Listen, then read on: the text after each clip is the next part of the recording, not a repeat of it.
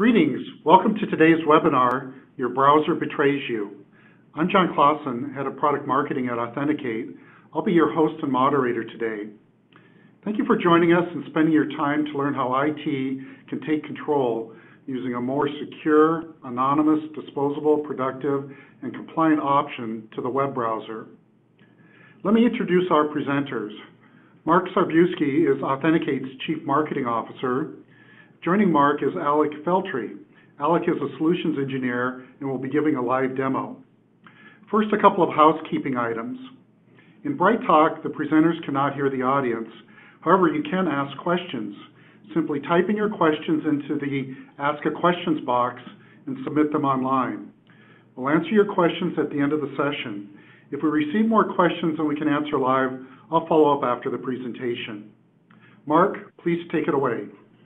Thank you, John. Appreciate it very much. And I'll add my thanks to everyone who's joining us today. Everyone's time is precious, so we really appreciate it. The focus for today is actually to get under the covers of something that we all use every day without much thought. We've all read the stories about the concern of privacy. There's lots of discussion in the market, but I really want to get into the details today of what's happening with the web browser, a little bit of the backstory, because I think that actually is really important, and then kind of explore the mess that we're in and why it matters and to whom it matters. Now, let me acknowledge right up front, that there's huge value and utility in the browser, in being able to connect to this. No one is disputing that, certainly not us. If there was no value in it, we probably wouldn't be having this conversation. It wouldn't exist. It wouldn't be at the center of our connected world. But we definitely want to make sure we're very clear about what's happening and that we understand the costs of some of the sort of fundamental flaws, if you will, and then the solutions to those. So that's what we want to get into today. There's probably little dispute and argument from this audience that really the birth of the internet, the World Wide Web, what it's led to is kind of the idea of our time, right? The digital revolution is it. And its history goes back before 1989, but there was a seminal event, a proposal from Tim Berners-Lee in 1989 for the system to link text documents across the computer network. And so, and this environment that he was proposing it in was really for the friendly academic environment, trusted colleagues, university networks, etc. The 2 points here that I think matter for the story going forward is that this was for documents, number one, in a friendly academic environment, right? So largely trusted, little threat actors, etc. And those are going to be key for what unfolded, because in this really short period of time, the internet, and I'll give away a little bit of my age, I downloaded Mosaic as my first experience with the internet, went from this interesting thing where you could go maybe get some information to literally at the heart of how we conduct business and how we conduct our personal lives and how the government works. And the browser sort of went from this little interesting side app to the center of it all.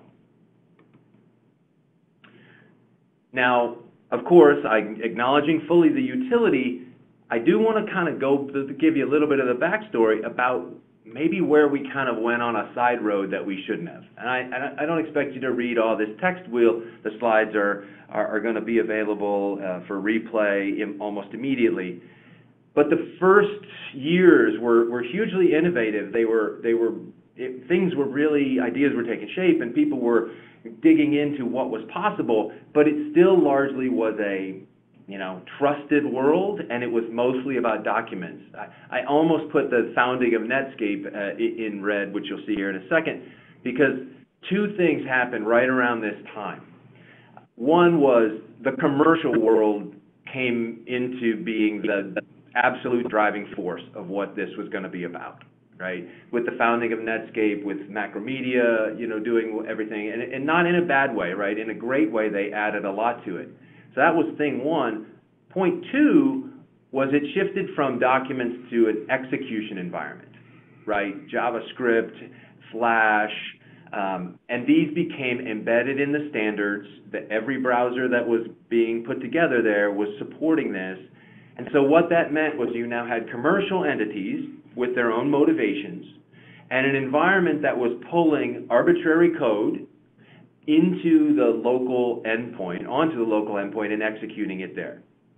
And that, if I were, my take is that is where things really took off for good and for bad, right around those points. And then, but even that was a long time ago. And the argument that we would have is that it really has kind of gotten worse in some ways. Right, the browser's huge investment in the browser. This is a great a snapshot of a great visualization that you can find out on the web that just shows all of the different investment that was going in when different browsers came into sprang to life and started down their path. But what happened, because the commercial world was driving this primarily, it really was optimized for universal access. It was for ever richer experiences on the web. All kinds of extensions came into being, more broad code execution, and perhaps somewhat, and the trade-off we all made was that most of this was done to track and monetize the user, right? There needed to be money somewhere, and we all became the product, and advertising supported, enormous amounts of this innovation. Right, so not a huge surprise, but it's really, if you go back to its beginnings and kind of where that investment took us, that's what was invested. Those were the investments. Those were the adds to the browser. But what was never added was true protection from that arbitrary code execution or any real management controls, because it wasn't built by a company like a B2B company to have that. Every other app that was being built at the time had those, right? Access controls and audit logs and all of those things, but not the browser. The browser was this free Trojan horse that's made its way into the enterprise. So I thought it was kind of telling to look and see, for people who are truly experts in this and do this for a living, it's their profession to understand threats and cyber intelligence.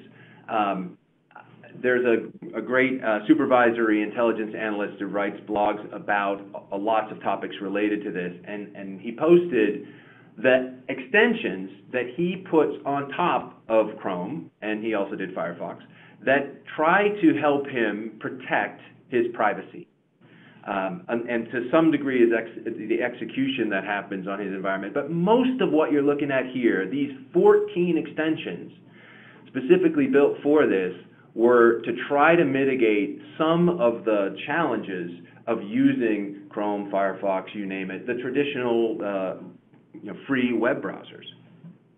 So this is an indication of someone who does this for a living says, oh my goodness, I have to take specific measures to try to retain the utility and still protect myself.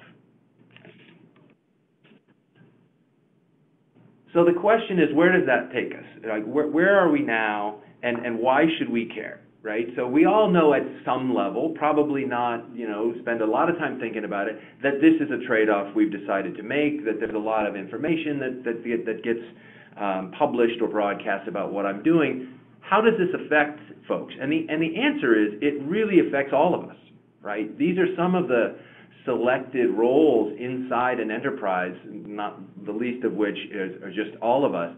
Anyone who's trying to set up a relatively secure, safe, stable environment that kind of suffers at the hand of what ends up happening with the browser. Data loss prevention folks, data privacy folks, security folks, of course, compliance teams and officers, and anyone trying to keep the business in line with regulations. All of these roles, all of these teams that have this responsibility, the pain that they end up with is because of this sort of fundamental nature of the browser and the central role it plays, they have enormous spend and complexity and workarounds for their job to manage all around that wonderful free application that is the web browser. Let's talk a little bit, and let's get into some specifics, right? Some of which you'll hear or you may have heard before, and some of which hopefully will be new for you and enlightening, and if not outright scary, at least enlightening. So first of all, this is probably the most obvious one, is that there's sort of an overt tracking of what a lot of people talk about as digital exhaust. It's even really beyond tracking. It's really broadcasting, and I've included some links here, which I highly encourage you to go to any of these sites. And on those sites, what you'll see is what is immediately apparent and being made visible by your browser. And it's pretty scary stuff, right? Your location, your browsing history, the device that you're accessing it on, the network that you're coming in, other technical information about it, fonts, the language that you're doing all this in, social media logins that you have. So it is a trivial matter for someone to be able to take this information and paint a really rich portrait of who you are, what you're doing, where you are, all of that. And of course, like all of this stuff, that can be used for good and that can be used for evil and threat, and that's the problem, right, is that there's all of this information, even the good hygiene and who clears their cookies all the time and all that kind of stuff doesn't end up really defeating this, because almost instantly a bunch of this information is just coming off your browser. So there's a million examples out there. I won't go into a bunch of them about how this has led to problems, ransomware, phishing attacks, you name it, and worse. And that's just what is kind of above board. All of this stuff and almost all the browsers basically do all of these stuff. What is worse is the covert tracking. So even if you're doing the right things, you're clearing your cookies, you've got a password manager, you're doing all those things that the FBI agent was doing there, it's still not just possible, but relatively easy to stitch the information that browser's putting out, put it together, and create a fingerprint for you, for your browser, your device, even without a cookie. And by using the fingerprints, if someone can recreate the cookies, right? So you can delete them, and then if they've got a fingerprint of you and they've got that, they're tracking that, they can just rebuild that cookie right from the get-go. What's worse about this is that this tracking technique of using fingerprints can also leverage other resources and trackers across the web, so that it's not even just the sites that they know and they've put their tracker on, but they're picking up your browsing behavior kind of across the web. So a ridiculously sort of rich portrait of what's going on. And if you think it's not that common, right, I love this Ghostery study of about almost 1 million users, close to 150 million web pages. 80%, close to 80% had a single tracker, and 20% had 10, right? So, there's really no way to avoid that, other than disconnecting from the web, because you're going to hit sites with these trackers on it.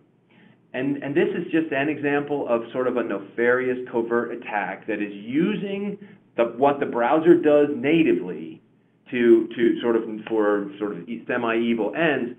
Another one that's pretty scary, right? This covert attack. The browser does all this stuff for convenience. It lets you autofill forms and capture information from old forms and save this and save that. You can go to a page and pop in a couple of fields that seem benign, and under the covers, completely invisible to you, it's actually pulling from the form fill stuff to the other information, your address, credit card information that you might have saved, etc. So don't do that kind of stuff. But that's just, another example of sort of the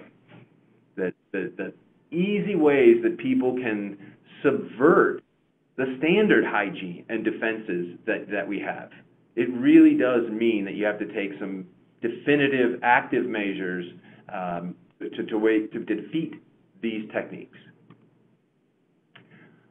Now let's keep going, right? So what was going back to the point about where the browser came from, it was a friendly academic environment, it was documents until it wasn't, right? And then it became about rendering code and content, or executing code and rendering content. And I love this image because this is the way I think of the browser, right? It's a robot, it does what it's designed to do, and it's blind, right? It is not built to distinguish between benign or weaponized content. It is built to execute this arbitrary code, be as expansive as possible about it, and render content. If your browser struggled with rendering content, you wouldn't use it. You'd move on to something else. So I acknowledge the motivation of that, but it leads to major problems, not just for the users, by the way. It's pretty obvious that getting your machine infected, getting your password stolen, big problem. But increasingly, organizations are doing digital transactions of documents and content from users. Your bank is taking statements. People are sending resumes into HR departments, applications for loans, et cetera. And it's certainly the case that a lot of times that incoming content creates problems for organizations as well. And the other main point of this is that every mechanism to defeat this fundamental capability lie outside the browser. So increasingly expensive and sophisticated antivirus software, virtual private networks, security cloud access brokers, web gateways, expensive infrastructure that you have to do all the inspection upon, et cetera. It's a giant laundry list, which we'll talk about, and it's all about managing around that browser again. And then the other main point I put, and this is actually a link to a blog that the head of our federal business wrote about the defender's paradigm. Regardless of how we got here, we have all ceded that the battle will be fought on our territory. It will be fought on our devices and on our network because of the use of this local browser. That, if you ask any military person in the world, like that is a losing strategy, right? And if you don't believe it, I'm being a little facetious here. Just about every industry study that you can look at for the last 5-10 years shows record spending and record number of breaches. So that does not compute that we're actually getting our hands around this problem.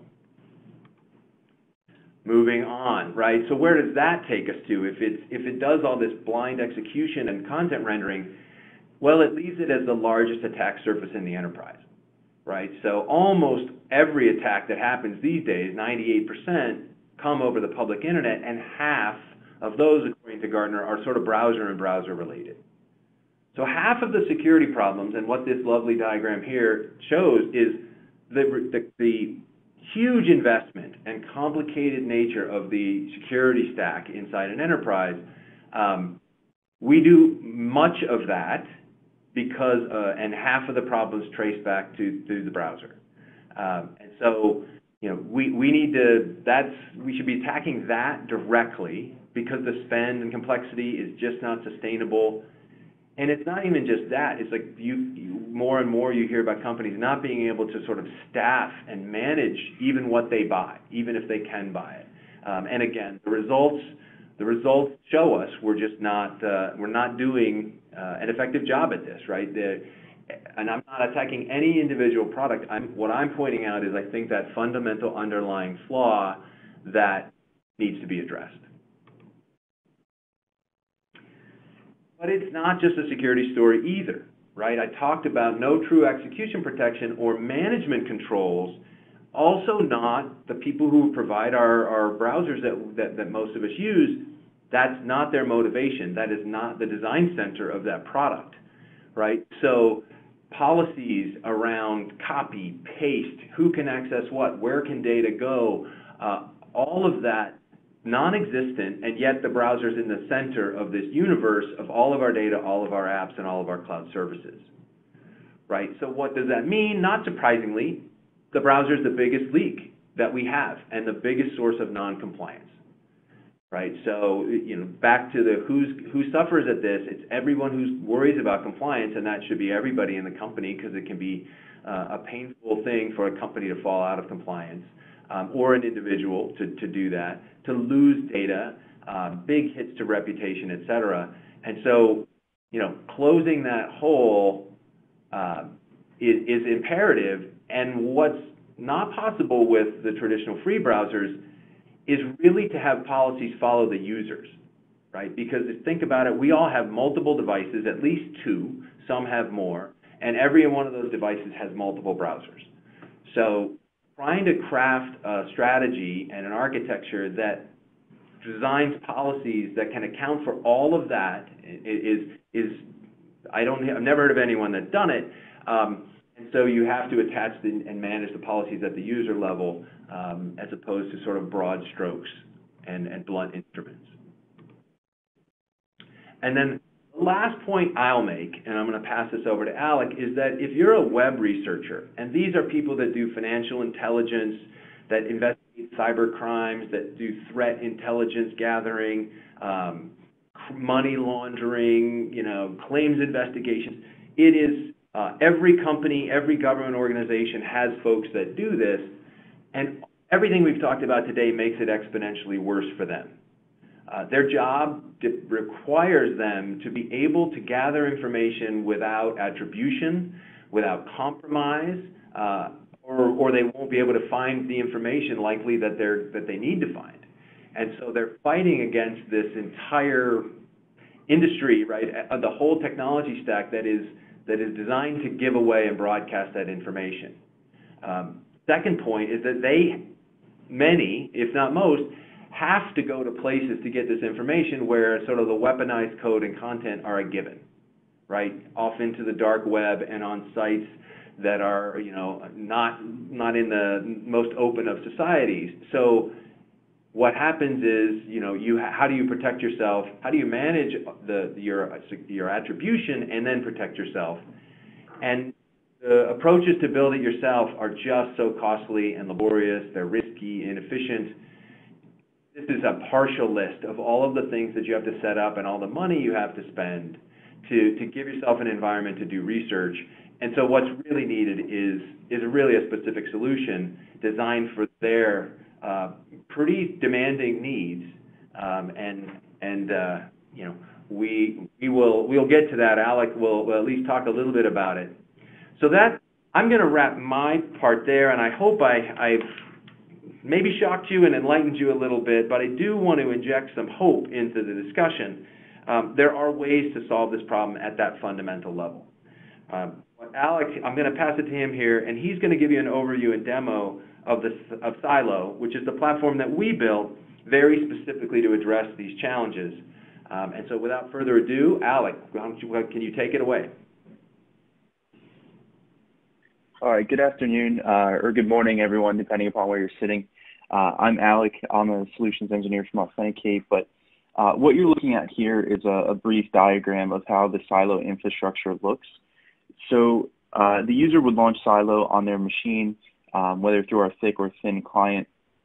Once that takes place, what happens is in our cloud infrastructure, a single-use virtual container is built. Within that virtual container, there's going to be a hardened browser. That's where the browsing takes place. It stays on our infrastructure, so no potentially malicious web code or malware, virus, etc. can ever make its way back down to your network or devices. How we're getting that session back down to your machine is through an encrypted RDP feed. So now that we've covered a bit on that infrastructure, we'll go ahead and we'll hop into the product live.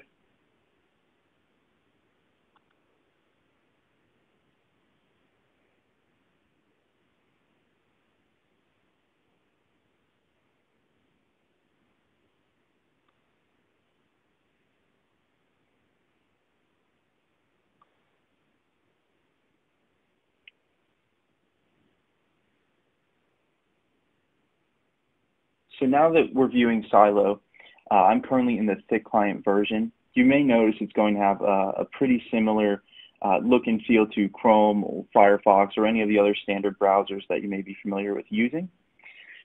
The first thing we'll do, we'll just go ahead and we'll go out to the New York Times.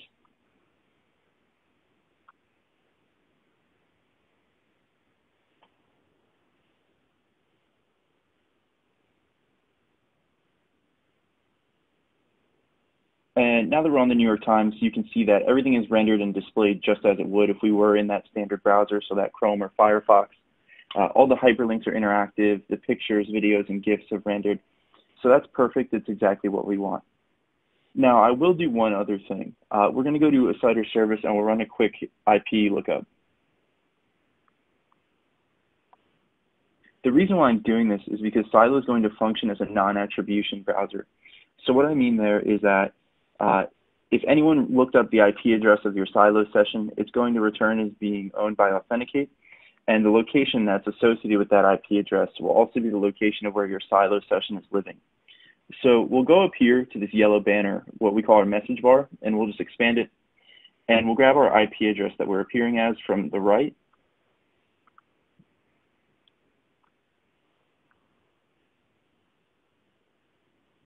So currently we're appearing with this IP address out of New York, New York. That's perfect, it's exactly what we want. Currently I'm sitting in downtown Washington, DC. So from that non-attribution perspective, Silo is accomplishing what I needed to. I would like to orient you guys to some of the other functionalities that we do have here in Silo. So up here by our URL bar, we're going to have bookmarks and favorites. We'll have an ad blocker that's built in. This cloud icon, this is to open our cloud storage that we're going to have here in Silo. So users are going to have a few places where they can save and store files in the storage manager. In this first section here under personal cloud drive, you'll see I have two options, My Drive and Temporary Drive. If I save a file in my My Drive, it'll persist across all of my sessions. The drive that you're looking at now is the temporary drive. Anything I save here, once I close out my session, it's going to be blown away. Below that, we have a shared cloud drive. They're great for any sort of collaborative project or team investigation that you may have going on, where all of the users in your organization can save and share files there. We can also do direct uploads and downloads with your local device if your security policies allow. To the right of that storage function, we're going to have this little key icon, and we'll click on it, and it's going to open our Silo shortcuts menu. So this is where users can access their admin console, any sort of corporate or web applications that your users may have provisioned, so your Gmail, LinkedIn, Office 365. Then this is also where users can access their toolboxes. To the right of that key, this little person icon, it'll be your user profile, so it'll just give you a quick look at your username and your IPs. To the right of that, this little cell signal logo, if you will, it's going to be our Silo performance monitor, so you can come in here and take a quick look at your network's performance. Then the last thing we'll cover here is going to be these three vertical dots. This is our user menu, where users can come in and take a screenshot. They can save a file as a PDF, print it. We have a translation feature. You can turn on or off the message bar if you want to. But those are just some more general user tools. So what we covered in the slides is how the browser betrays you, some of the threat vectors that everyday users are coming across. So we'll go out and we'll investigate a few of them. So the first thing we'll do, I'll open my bookmarks, and we'll just go out to a suspicious domain. So we'll grab this malware domain list. We'll save it off to our temporary drive. We'll go into that storage and we'll open it.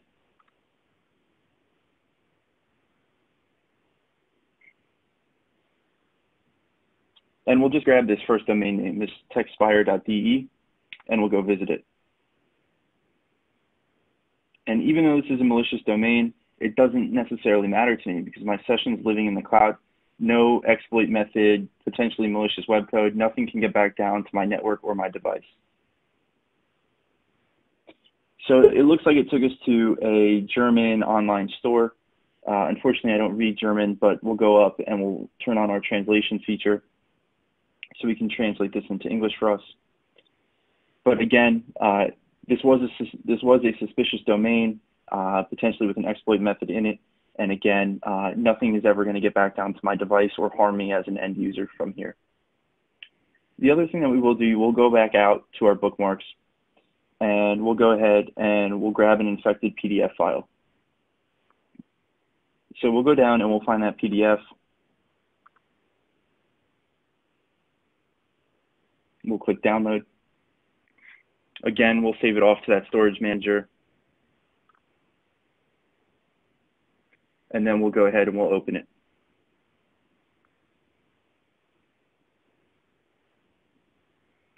So as you can see, this malicious PDF is just rendering now as a broken PDF. And again, no threat vector that may have been embedded in here could ever get back down to my machine or harm my network. So we'll open a new tab and we'll finish up here with our Silo demo in the Silo admin console. So we'll click on it and it'll pull us into it. This feature is only going to be available to admin-enabled users. But what admins will see when they hop in here are some brief session activity metrics here on the left, as well as be presented with these 4 tabs. So for the first one in users and orgs, that's where admins can come in and we can add and delete users one by one. We can bulk import users with a CSV file, and we can also integrate with Active Directory. Then from that orgs perspective, you can set up what we call suborgs that will live below your parent level organization.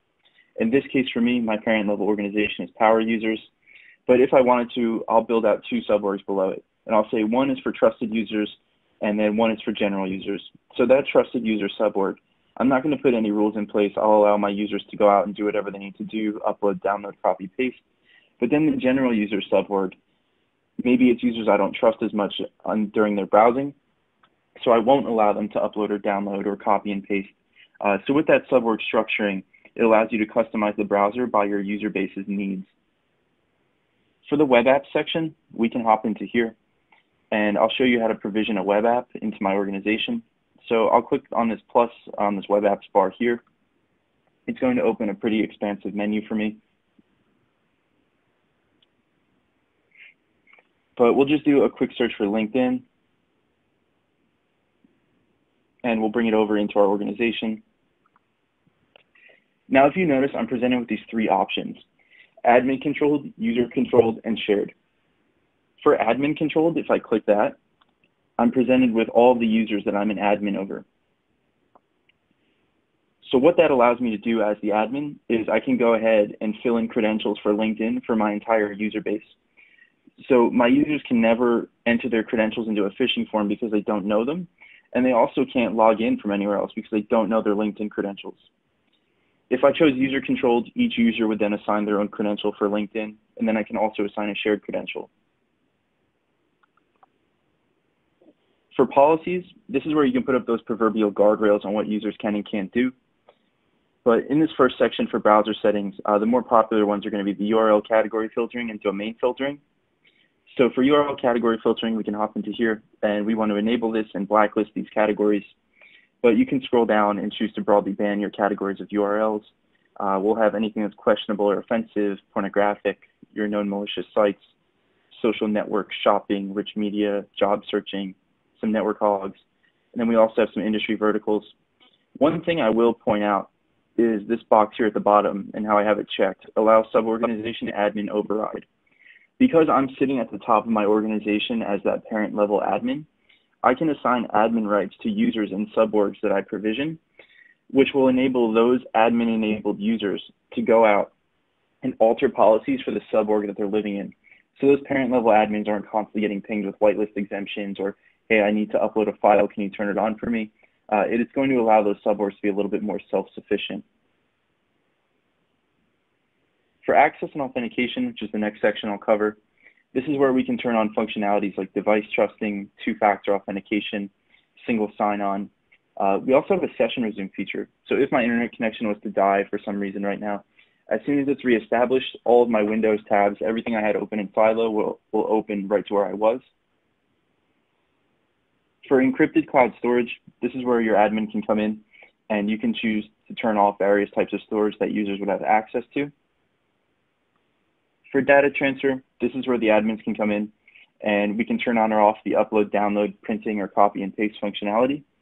With upload and download and copy and paste, you can block them directionally. So what I mean there is from Silo to your computer into Silo, or both altogether. This can also be enabled to be only from trusted devices as well. We do have an embedded malware scanning feature where, let's say I chose to bring down a PDF from Silo to my computer. Silo will run it through a scan before allowing it to pass through and would block it if there was something malicious. For the customization section, Silo is brandable. So your admins can come in, they color scheme of Silo. You can input your own logo to be in the background or landing page. It'll be completely up to your admin team. For advanced, this last section, this is where admins can come in and they can set things such as session limits. They can turn off functionalities like that language translation. But the big one here is the log encryption. So Authenticate stores logs for 90-day rolling periods. These logs will be encrypted by your admins with a public-private key pair. Once that's done, only your admins can extract that log data and view it. There's two ways of doing that. You can use an API and pump it into Splunk, ArcSight, Logarithm, or any other SIM tool that you're comfortable with using. The other way is on this next tab that we'll go to. So this is where your admins can come in and we can grab a clear text log file. So your admins will come in and they'll narrow down their date ranges. The formats that will be output will be either CSV or JSON. But then your admins will come down here and they'll choose what log type they want to extract. So you can view anytime an admin came in and audited policy, all of your user sessions, all the URLs that your users have been hitting, anytime something was uploaded or downloaded. And those are just a few examples of some of the logs that we're going to cover. Also, alternatively, if you didn't want to pull logs for your entire organization, you can choose your log type and then just enter a specific user's username here to only grab their logs. So we'll go ahead and we'll go back to the slideshow now. So I'll just click stop sharing.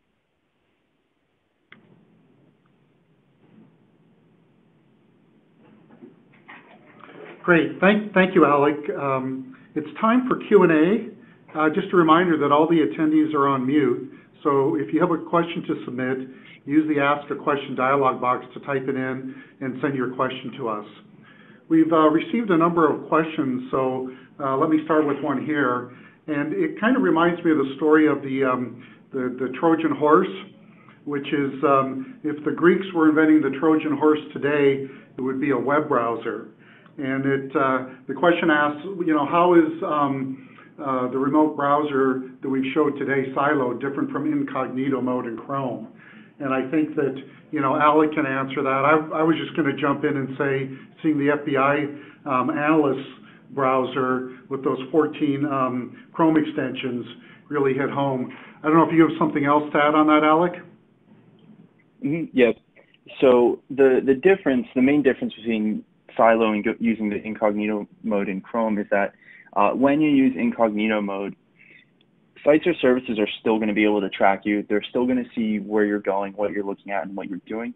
The only big difference is that it's not going to be recorded in the history on that local browser. With Silo, everything is in the cloud, and from session to session, those tracking mechanisms are not going to persist because of our infrastructure being that single-use container. When a user ends their session, all of that digital exhaust is blown away. Great. And there's a follow-up question, or one that seems related to that. The question is, how does Silo balance privacy with usability? So I want a website to use a cookie to remember that I'm already logged into Google Chrome or LinkedIn, but I don't want advertisers using cookies to target me or correlate my IP to me and my location. Alec, maybe that's a good follow-up for you? Yep. So for this question, with Silo, there's a few ways that you can handle this. One way would be provisioning those web apps. Users have one-click access into their Google account or LinkedIn. But for Silo, we will allow certain cookies to persist from session to session. In this example, those login cookies. But any of those tracking mechanisms or correlation mechanisms that advertising firms or potentially nefarious actors are using to target you, they will not persist. Great. Another question that came in was, it says, what are the differences between Silo policies and Google Chrome policies? Google works with Microsoft GPO, group policy objects, to set machine policies, log installation, and force auto update. Is Silo different?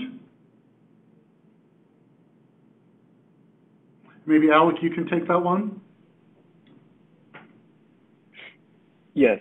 So the difference in the policies, while the Microsoft group policies are going to accomplish some of the same goals with the log installations and the forcing auto updates and things of that nature, the Silo policies give the IT department or that admin team a much more granular control. So you can control everything that the users are doing. you can only allow them to download and not upload if you're worried about PII leaking out of your organization. You can build those suborgs out and put different policies in place on each user if you need to, or each user group, depending on their mission or their job function. So I think they accomplish some of the same goals, but I think the silo admin console policies are a bit more robust in allowing IT a greater control. Yeah, it sounds like that user focus is a big difference, the kind of things users are doing as opposed to, how it applies to the machine. So we've got a few more questions here.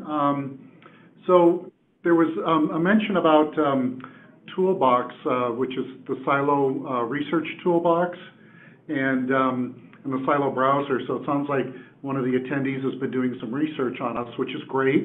Love to hear that. And I wonder if we could talk a little bit about, how do they protect the user against tracking? Is it different when you're a researcher versus a regular user? Mm-hmm. Alec, do you want to take that? We'll keep you working. Sure. No worries. So the main differences between Silo and Toolbox are going to be the attribution associated with each platform. As I mentioned during the demo and when we did that IP lookup, Silo will resolve back to Authenticate. So if anyone looked into that IP, it'll come back as being owned by Authenticate Incorporated. That location associated with it will reflect that Silo application center. With Toolbox, our research platform, it's a managed attribution solution. So with that, we're going to have a global egress node network. So users can pop out of, Singapore, Latvia, Costa Rica, and there's a pretty wide array of locations that users can choose from. But what I'm getting at here is that we've acquired all of the Toolbox infrastructure through clandestine means. So nothing can be attributed back to Authenticate as a company with that infrastructure or to you as the customer. You're going to fit the look and feel of that local, let's say in Latvia, because we allow for user agent string customization. So you can blend in with what the local traffic norms are. You'll appear as that Latvian user maybe going out and looking into Russian military activity or really any other research topic that's in that part of the world. Well, that's pretty sophisticated difference between the, I don't want to know anybody know who I am, so I look like I'm from the Authenticate server, all the way to kind of covering everything from soup to nuts about what you do in your browsing there with Toolbox. So the researchers, it's like it's built for the researchers there, based on the requirements. That's great. We have time for, I think, one more question here, and it's how is Silo different from a VPN? So that comes up often. I think a VPN's been around for 20 plus years. What's the difference between those two, Alec? So the main difference is where the code gets executed. With Silo, the code is going to be executed in the cloud on our infrastructure, and we're bringing that browsing back down to you through an encrypted RDP feed. Essentially, the users are watching a video or pixels, if you will, of what the browsing looks like in our container on our cloud. A VPN is a secure tunnel, so it's going to still bring that arbitrary web code into your environment and onto your device and then execute it there. Well, great. Well, that's all the time we have for questions. I'd like to head on to let people know how they can learn more about this. Of course, the Bright Talk recording will be available just after this if you want to review it or share it with someone. We've got a number of resources here that I think you'll find very helpful from our blog, our YouTube channel. There's a couple of data sheets attached here to the presentation you can download. And then Gartner and other analysts do write about this space. And here's an example of a report that you can take a look at to hear what they're saying about us and the space here. And there's plenty more out there as well. So with that, I'd like to thank Mark Sarbuski and Alec Veltri for the presentation and the demo today. Really enjoyed that. I got a lot out of it myself. I hope you did as well.